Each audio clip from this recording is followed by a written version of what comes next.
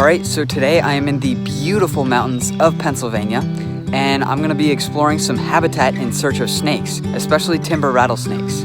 But first, I've got a bit of a bike ride, so let's get to it. The area I'm searching today is one of my favorite places on Earth, tucked away deep in the ridges of central Pennsylvania.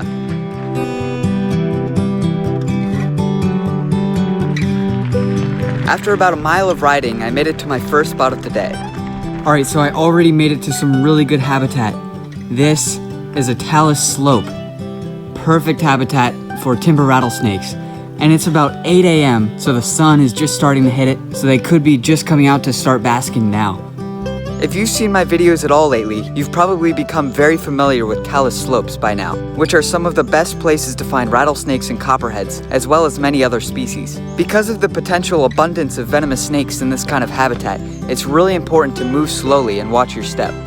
Alright, so I've been going for a bit now. I made it up into the sunny spot, and I still didn't see anything. But this view is really nice. Look at that.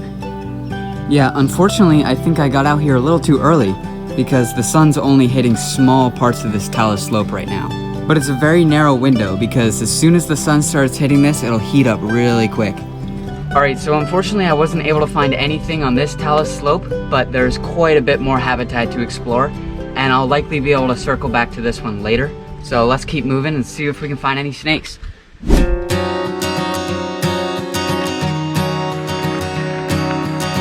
Alright, so I made it to the next talus slope, and this one definitely has a different look to it. Much smaller rocks, but it looks like it's getting some good sunlight up on top, so let's get up there. Alright, so I made it up a good ways, and right here we have what appears to be a timber rattlesnake shed. So that's a very good sign that we're in the right spot.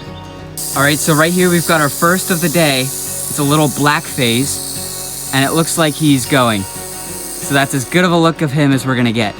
That's cool though, at least we know we're in the right spot. Alright, I just spotted another timber rattlesnake, this time a yellow face. Another smallish one. Here, let's see, I'm gonna get a little closer. Look at that. Wow, that's a beautiful snake right there. Very small, about the size of a garter snake. He's got a very tiny rattle, very quiet. So as you can see, if you come out to these talus slopes at a good time, you can definitely find some timber rattlesnakes. Alright, here's a look at the view from this talus slope. Really nice. But then also, right here, there's a good sized and absolutely stunning black timber rattlesnake. Look at that.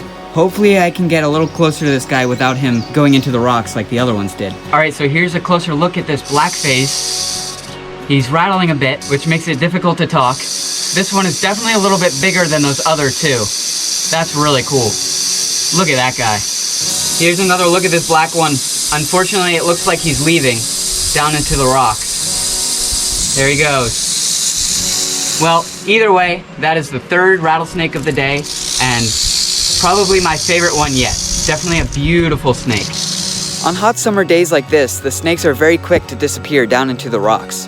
For that reason, I found that the best times to observe rattlesnakes are in spring and fall, when the daily highs are below 70 degrees. Alright, so I was just on my way out when I spotted this northern water snake basking on the talus slope. That is really unusual. Now, these guys can definitely be confused with copperheads, which also have a banding pattern like this.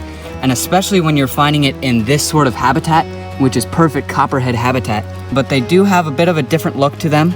It's definitely important to learn to identify them very quickly before you come out in a habitat like this. Alright, here's one last look at this northern water snake.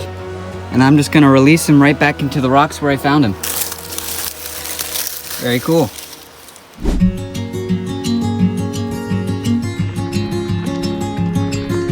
Alright, so now I'm back at the first spot, and there's definitely a lot more sunlight up there. So let's see if there's any rattlesnakes out there now.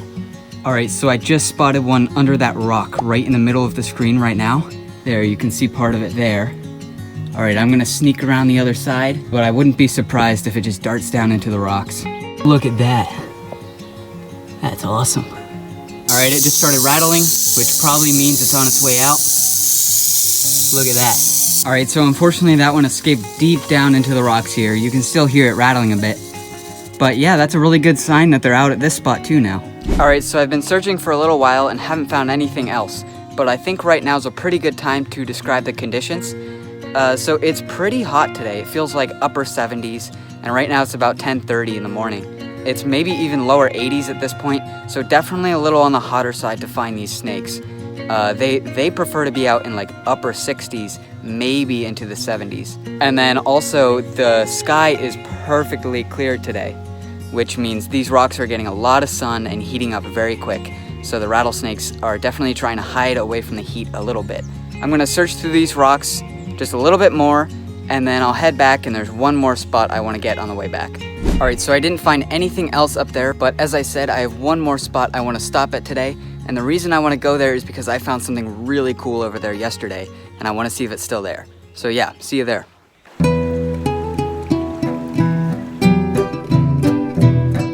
All right, so I made it to the final spot. I just have a little bit of a hike to get to the top of this mountain. I don't often flip rocks in talus slopes because of the abundance of venomous snakes, and the rocks tend to be too large to lift anyways. However, in rocky woodland like this, rock flipping can be one of the best ways to find snakes. All right, so yesterday I looked under this rock right here and found an eastern milksnake. So let's see if he's still here today. Oh, it is! Look at that! That's awesome! All right, so here's another look at this eastern milksnake from yesterday. One of my favorite species to find, and the first one I've ever found in this area. Now these guys can have better colors on them sometimes, so this one's pretty dull, but still, even now, a beautiful snake. And on the bottom they have this cool checker pattern. Very calm, very friendly. That's so cool. All right, I don't want to bother this guy too much, so I'm just gonna let him go right back under his rock. That's awesome. All right, so that'll be it for today. I hope you enjoyed this video, and I hope you learned something about finding snakes. Thanks for watching.